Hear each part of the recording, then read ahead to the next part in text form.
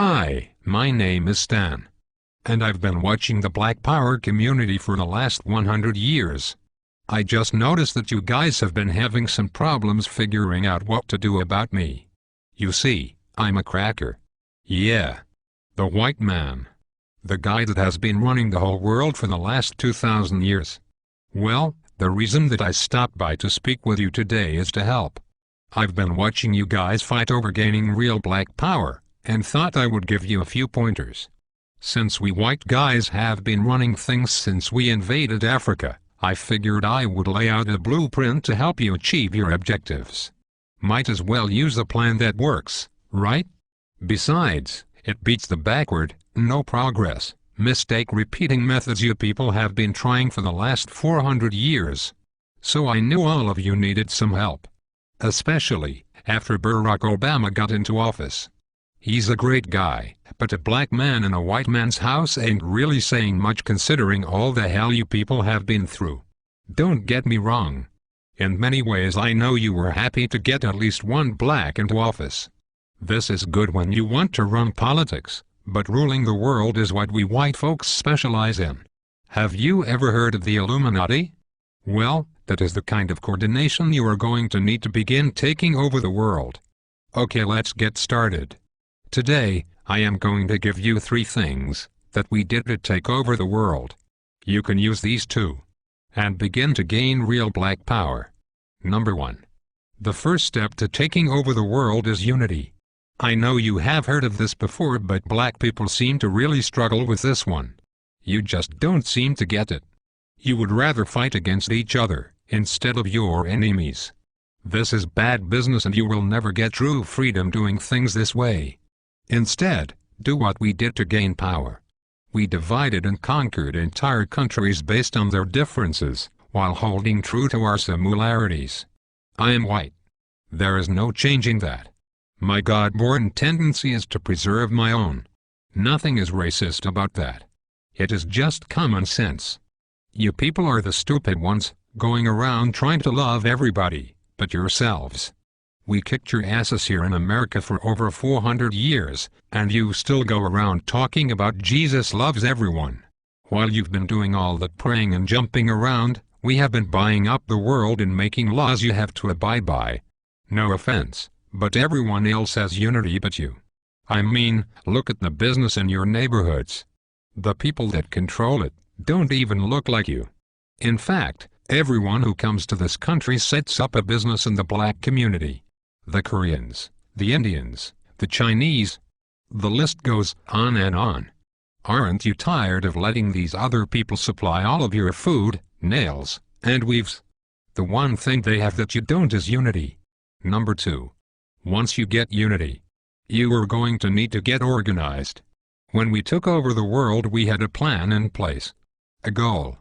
Since we whites make up a small percentage of the global population, we knew the only way for us to exist was to enslave non-white people. This was our global plan for white supremacy. But we didn't stop there. We organized a military force behind our goal and executed it to perfection. Killing men, women, and children across the globe with brute force. Whatever we needed, we just took it. And if blacks or Native Americans didn't like it, oh well. Remember, there are no rules in war. Our objective is to ensure survival. But you black people seem to think your economic hardships, social injustices, and high arrest rates just happened by chance alone. Never mind, we've worked nearly 4 centuries, day and night to keep you people exactly where we want you. On the plantation. Yeah. It's true. Let me tell you a little secret. Most white people are not going to tell you this. It's an old family secret we have kept pretty quiet about. And for a good reason. You see, all that free labor my white ancestors got from your black ancestors, translated into a lot of money. In fact, the black slave trade was the greatest wealth-building tool in human history. With free labor we were able to finance the Industrial Revolution. Well, all of that money pretty much stayed in the vast majority of white families. And with all due respect, whites intend to keep it that way. You see, Dr. Martin Luther King was pretty good at integrating lunch counters and toilets, However, he didn't do so well at integrating bank accounts, so you blacks were shafted out of the money that was due to you in exchange for a good job and education. But it was us whites who own most of the jobs. Which brings me to my point.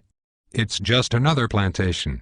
I say all of that to say, being organized is more than alignment, it is knowing the traps we have laid out for you, and then moving around them. Everybody knows but you blacks. That education will only keep you enslaved. It will only produce what it has already produced. A bunch of dressed-up plantation workers perfectly content, working and serving under another man's vision.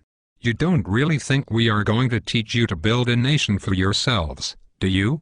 If you were really educated, you would be able to solve your own problems. Problems like gang violence, poor economics and underrepresentation. Instead, you will continue to pass the notion of getting a good job down to your children. This will brainwash them to be just like you. And the cycle will repeat for generations. While we whites continue to run things at the top, your grandchildren will be celebrating the first black Catholic Pope. I know this has been long, so let's move to number 3.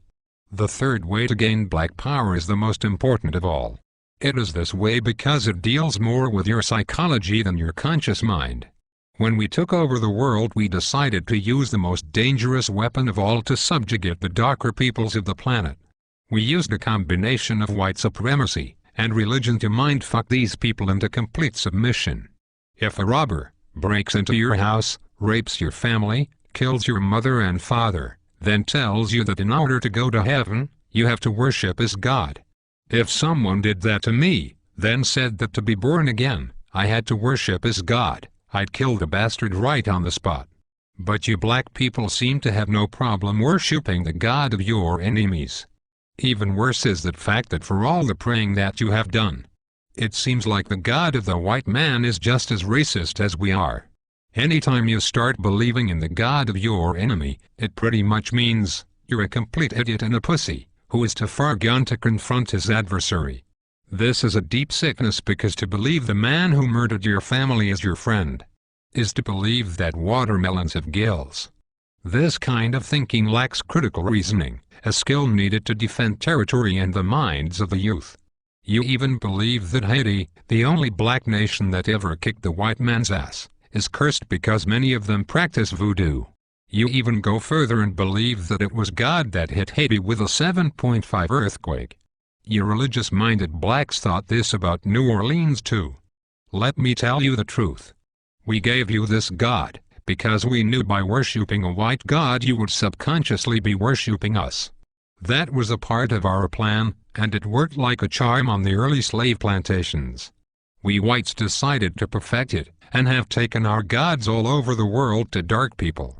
You see, we know that if we can get you to put down your God and pick up ours, you will lose your real power. This is really effective for controlling a people. Practically, by doing this, you will never fight against us because subconsciously you would be fighting God. I know that is a serious mindfuck. But that is why you cheer for a white Jesus to kill all the darkies down in Haiti and New Orleans, while kissing Pat Robertson's ass. Meanwhile, our harp machines can shake up more prime real estate for the oil companies. If you continue to follow the God of your enemies, you will never rule the world, because you will always have your allegiance with a white man, instead of your God, who's pissed off because you traded him in for a blonde-haired, blue-eyed hippie, whose name we took from the Greek god Zeus. So, let's recap. The top 3 things you need to do to rule the world, and to have black power is: Number 1, get some unity. Stop killing each other over nickel bags of weed and coke. You are basically helping to kill off your own army. Stop it and unite. Number 2, get organized. There is nothing worse than a bunch of rich rappers talking about gangsta and keeping it real, when all of them still work for rich white and Jewish men that pimp them for their talent. With Jay-Z, P. Diddy and Oprah, you black people should have your own distribution company by now, instead of relying on your white backers to put out your albums. This is because you are not organized. This goes for all you sports athletes too. You black sports guys are stupid. You're a grown man and you still have an owner. Stop being a slave and wake up. When you die, all you will have to pass on to your children is a championship ring. When I die, I will have at least 2 islands and a few manufacturing companies to extend my legacy. For you sports guys, no one will remember you, and the money you blew on trying to floss will be right back into our hands. You need to organize and put your money and minds together, for one common goal. Black power. Last but not least, you have to stop following the white man's God. He has really done nothing for you since you started to believe in him. Basically all my God has done for you is allow white guys like me to continue stealing from you. Sure, we'll give you a few rich blacks to make it up the ladder. But this is to keep up hope in you, so that you will teach cowardness and fear to your children and get nothing in return. You will keep praying while we will keep slaying and taking more land and control of the earth. It will be this way as long as you fall for the lie that some white dude is going to come down from the skies and pull you out of this shit. Stop it. Instead, go back to believing in your God. The God you had when you were rich in Africa and had diamonds, gold, and health. It certainly beats the crap the white man's God has given you. Even if you believed in rocks, you would probably have more luck than what you have gotten with this guy. One last thing. Black people need to stop saying that they're blessed. This is not only dumb, but it lets us white people know that we are still very much in control. If I steal you from your home and throw you into a cardboard box, have you work for 400 years on a plantation, just because I give you a pillow, doesn't mean that you were blessed. It just means that I gave you a fucking pillow. If a guy cuts off your hand, and then turns around and gives you a bandage, it don't mean anyone blessed you. He just needs his slave to be able to work the next day. So you are not blessed just because the white man gives you a doggy treat. It simply means, you are fucked. So given all the crap you blacks have dealt with here in America, and abroad, a new car or money for the light bill are just tools we white folks who are trying to run a plantation do to keep up the morale. So, if going from Africa, a land of milk and honey, diamonds and resources, a place where you had a name and thousands of acres of land, to a place where you were struggling to eat in a one-bedroom apartment every day means you are blessed, then elephants have